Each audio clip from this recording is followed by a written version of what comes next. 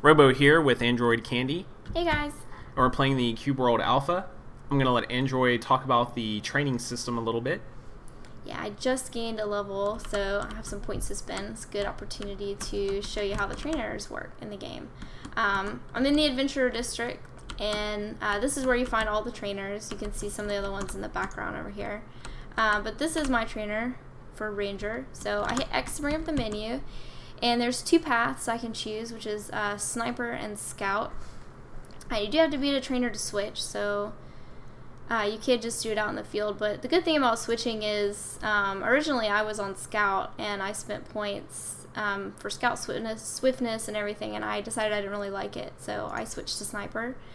And all my points carried over, which was really great. So it allows you a lot of flexibility, and you don't have to like grind to get points to unlock each side's respective move sets. So also when you scroll over the moves, they explain what they do and what level they are currently at.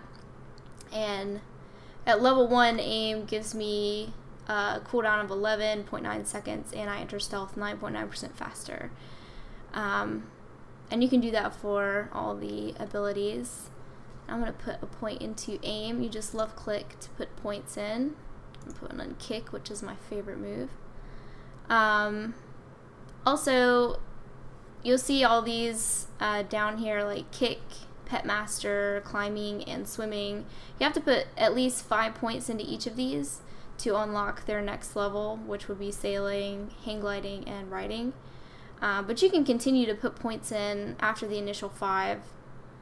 So you can continue to increase your pets and your climbing, so it doesn't just stop at the 5.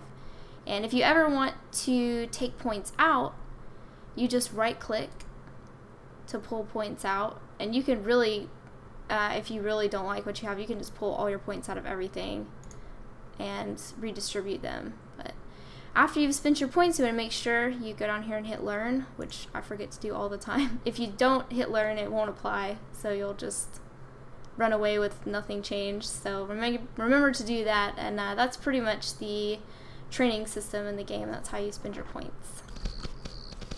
Districts are good for helping you figure out where all the crap is located in the city, because they can get a little confusing. They're all different.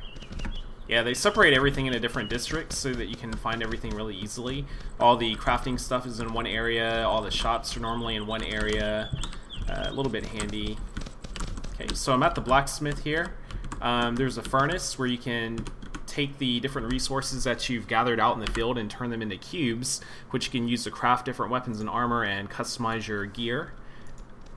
So if we go into the furnace, you'll see the different types of cubes that we can actually create. I've already made most of these, so I'm ready to go.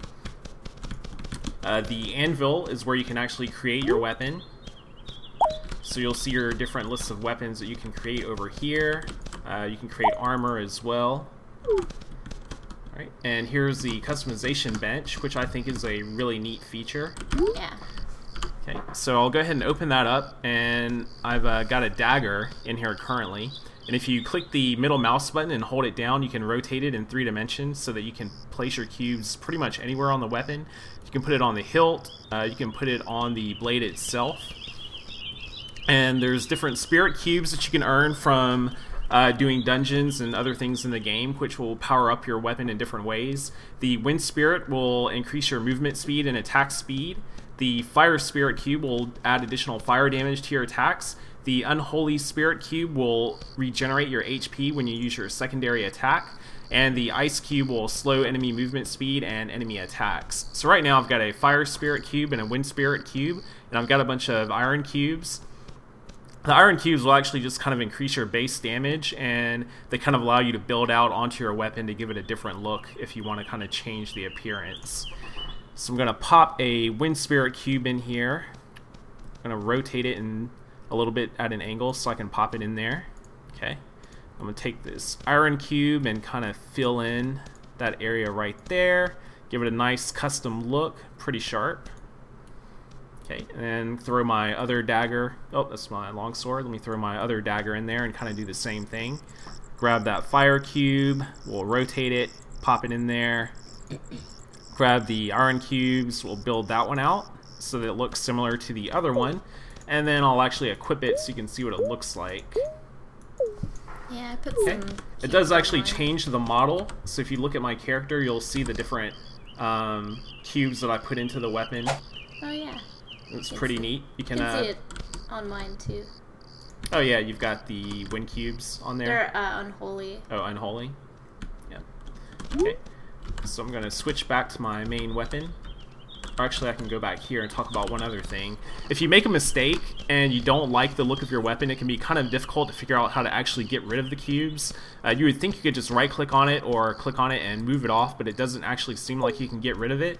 Well, I found that if you actually grab it and drag it off of the window completely, it'll actually remove it so that you can undo any changes that you've made. Oh, that's good to know. Yeah, that's really good. Only bad thing though is you do lose that resource. So if you have a cube attached, like a fire spirit cube or one of those, and you pull it off, you will lose that permanently. So just make sure you're careful about doing that. I'm going to go ahead and redo that cube there and save it. Okay, so there's the blacksmith. There's also a cloth crafting area, and there's a woodworking area, which we're not going to go into too much detail. It's pretty much similar to the blacksmithing stuff, just for different classes and different items. Yeah, this is primarily like bows and staves and things. There's a weapon shop over here. You can buy different weapons. They're usually just base weapons, like kind of junk items in case you can't find any good drops. They're good to find items that are on your level. Yeah, because you can get behind in gear if you're not doing dungeons and things. It's really where you get the bulk of the good gear in the game. Another thing to mention is the identification shop. When you go out in dungeons, you can get an item called leftovers, which at first it doesn't seem like you can do anything with it, but if you bring it back to the ID shop, you can pay to have it identified, and then it usually turns into a formula or some other type of item. Yeah, and it'll say leftovers plus 43 or 53, so it'll tell you the power level at least, so you know it's not completely random. Yeah, another thing to mention while we're talking about power level, every time it randomly generates a biome, it sets a power level of 1 to 100 for every area, so there's always going to be mobs that are kind of on your level. And the power level is, if I open the inventory weapon, it'll tell you here in that window on the left. So currently my power level is 48, and that'll scale as you level up. You can only equip weapons and items that meet or exceed that power level. Or actually meet and or lower than that power level. Yeah. So I can only equip items that are up to power level of 48, so you see the stagger is a 42. HP is pretty self-explanatory. That's just your hit points. Armor is defense. Resistance is magic defense. Crit is your crit rate. Tempo is your attack speed. Reg is how fast your stamina regenerates. And then you've got weapon rating and armor rating. And there's another really cool thing that we can talk about. If you are doing dungeons and you've gotten some good weapons, and there's different rarities and stuff, and it's hard to obtain good weapons, so when you get one, you know, you want to kind of hang on to it. If there's one that you get that you really like, if you outlevel it, there is a way to kind of fix it so that you can still use it. Do you want to talk about that a little bit? Yeah, you can actually adapt your weapon. You'll notice you might actually get some items, and in parentheses it'll say adapted. What that means is that item is actually adapted for your level. So you find this giant tower building. There's one in every town, in each biome. And you go in there, and you talk to the guy. And so, for instance, I have this longsword, power level 26, which is a bit lower than my current power level of 48. If I throw that into the window, you'll see that he'll actually upgrade it to power level 48 and increase its stats at a cost of 99 platinum coins. I currently only have 80 platinum coins, so I can't do that right now. The way you earn platinum coins is by completing quests in town. You'll get one each new cube world day, and it'll send you out onto some random dungeon mission. You defeat the boss, and you earn platinum coins. Yeah, mine's pretty expensive. It's 152 platinum coins to upgrade my bow to power level 49, so I got a little ways to go. I only have 80 platinum coins. Okay, so maybe different depending on level. Maybe the higher the level, the more platinum coins it costs to adapt your weapon. Probably. Yeah, that would make sense. Pets are really great to have because they serve lots of different purposes besides like fighting, you know, which a lot of people know about. And then there's also you can ride them around, which kind of adds like more options for travel. So there's different pets in the game. There's lots of like animals, and it's not just animals that you can tame. You can actually tame some mobs as well. But basically, you tame mobs with the food that you have that gets dropped, usually from dungeons. Some shops will sell food, like I know the shop here sells carrots, which are for bunnies, like this one right here. And for my alpaca, I actually got a vanilla cupcake drop from a dungeon, and he liked the vanilla cupcake, so that's how I got this pet. But there's different pets. This pet, like the llama and the bunny, are just like DPS pets, so when you go into a dungeon, they'll just help you fight, and that's really kind of all they'll do. But there's also tank pets and healing pets and ranged pets. Like, I know the snout beetle is a ranged pet you can get, and it shoots like arrows. Tank pet, like the turtle, will actually grab hate off of you, and that way, if you're like a mage or like another class that can't take a lot of hits, it's nice to have a tank pet.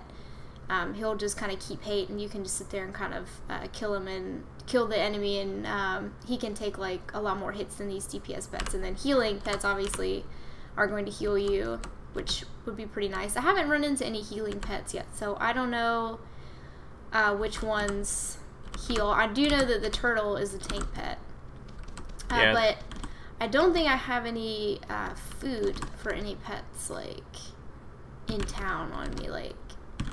But if we see some out in the field, we can try to tame some. But just as a real quick, if you want to tame a pet, you go into your inventory and you go to the pet tab. It looks like a little orange kitty, and I would take one of these food items. It'll say pet food, and you would put it in the pet slot, and you'll see my character is. Oh, let me recap that. There we go. My character's like holding it out. As long as you're holding that out, if the pet that you are putting it up to, like this sheep over here, if he liked that, he would run up to it and he would eat it, and he would get a little red heart on his head, and eventually he would follow me and be my pet. But he doesn't like popcorn, so I'm not gonna be able to get that. I haven't figured out what all the foods go with what pets, so it's kind of fun to see which pets like what food. I think what we want to do from here, though, is now that we've kind of covered the basics, we'd like to go out and have an adventure. So maybe we'll do a little bit of exploring and visit a dungeon or two, and we'll save that for the next video. So I hope you enjoyed this. Like and subscribe if you want to see more. And we will see you guys later. Yep. See you next time. Bye-bye. Bye.